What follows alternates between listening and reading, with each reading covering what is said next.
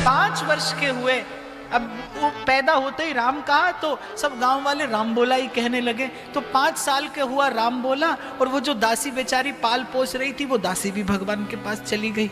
अब बालक अनाथ, संसार में कोई सहारा नहीं, और भगवान से ठीक मिलने से कुछ पहले, बस जब प्रभु मिलने को हो तब बिल्कुल यही दशा जीव की होती है। संग सखा सब तज गए, कोई ना निभयो। इससे कम में भगवान नहीं आएंगे।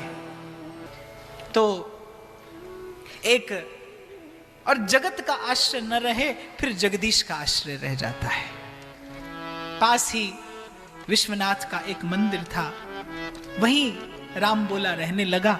रात वहीं काट लेता, खाने को कुछ मिल जाता तो खा लेता, और जिसका आश्रय लिया था उसका ये स्वभाव है। भक्तों को तूने अपने निराश ना किया, मांगा जो जिसने उसको वरदान दे दिया। बड़ा है तेरा दाएजा, बड़ा दातार तू, आयो शरण तिहारी, भोले तार तू। महादेव, और जहां पर कृपा न करहि पुरारी, सो न पाव मुनि भक्ति हमारी। जो शरण में आए के त्रिताप नष्ट करके उसे भगवत भाव के योग्य बना देते हैं, उन महादेव की शरण राम बोला ने ली। जगदम्बा को दया आई, नित्य प्रति माता स्वयं आती और बालक को भोजन करा के चली जाती। बालक हष्ट पुष्ट होने लगा, और गांव के लोग विचार करने लगे कि इसे कोई खाने को देता नहीं, इसके पास कोई साधन नहीं, सर्व साधनहीन, और नित्य प्रति इसका ओज तेज, इसका बल बढ़ता ही चला जा रहा है। आखिर कारण क्या है? गांव वाले नहीं समझ पाए। तू मेरा राखा सबनी थाई, तापो के हा काड़ा जी। बस यही जीव से भूल होती है। आप देखिए, गीता का आरंभ होता है, अर्जुन ने कहा कि केशव मेरा रथ युद्ध स्थान के मध्य में ले चलिए। और जैसे ही रथ मध्य में आया, अब तक अर्जुन श्री कृष्ण को देख रहा था, और जब तक कृष्ण को देख रहा था तब तक निश्चिंत था। जैसे ही भगवान ने कहा अर्जुन सामने देख, और जैसे ही अर्जुन ने सामने देखा और मोह हुआ, दुर्बल हो गया अर्जुन, मन का बल खो गया, मन की शक्ति क्षीण हो गई। बस यहीं से जीव से भूल होती है। प्रभु पर दृष्टि रहे। तू मेरा राखा सबनी थाई, तापो के हा काड़ा जी। पर बड़ा कठिन है बाप, इसके लिए बहुत अभ्यास की आवश्यकता है, और सत्संग ही एक अभ्यास है।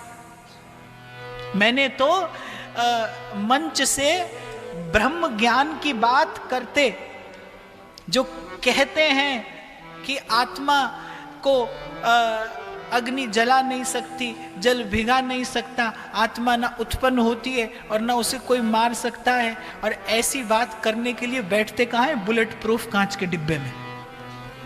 तो कहे तो सुनत दशा हृदय नहीं आवे। जीवन में जब तक संत का आश्रय नहीं होगा, आप पर जब तक गुरु कृपा नहीं होगी, कहना सुनना और बात है, कसमें वादे प्यार वफा सब बातें हैं, बातों का क्या। पर कहे तो सुनत दशा हृदय नहीं आवे, मन स्वीकार नहीं करता। मैंने अभी भी आपसे कहा ना, आप तो कितनी बार माला उठाते हैं, नित्य उठाते हैं, पर मन आपका सहयोगी नहीं होता, मन भजन में सहयोग नहीं करता, मन भजन के अनुकूल नहीं होता, नहीं मानता है मन, नहीं मानेगा मन। इसी के लिए भगवान ने कहा अभ्यास है तो कौनते वैराग्येण च गृह्यते। इसीलिए भगवान ने कहा बार बार अभ्यास करना पड़ेगा। अभी लोग आते बोले महाराज इतना समय हो गया दीक्षा लिए, अब जो आपने कहा था सो भी कर लिया, अब क्या करें? वो किताब भी पढ़ ली, ये किताब भी पढ़ ली, अब क्या करें?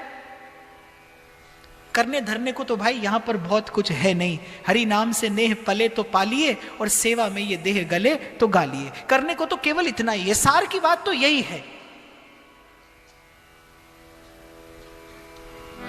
आप आप एक बार नहीं, आपको अनेक बार अभ्यास करना पड़ेगा। आपका प्रयास बार बार निष्फल होगा। आपको लगेगा जैसे एक पत्थर 100 चोट में टूटता है, लेकिन केवल 100वीं चोट में नहीं टूटता है, वो पहली चोट से टूटना तो आरंभ होता है, लेकिन शायद टूटने के लिए 100 चोट की आवश्यकता होती है। आपने साधन करना आरंभ किया, आपके अंतःकरण में परिवर्तन होना तो आरंभ हो जाएगा, आपकी दृष्टि में नहीं आएगा। जब तक परिवर्तन प्रत्यक्ष हो तब तक आपको पुनः पुनः अभ्यास और प्रयास करना पड़ेगा। तो एक गांव की एक महिला ने सोचा कि मैं पता लगा कर रहूंगी कि इस बालक को वस्तुतः कौन खिलाता है, कौन पिलाता है, कौन इसकी रक्षा कर रहा है, कौन इसका पोषण कर रहा है।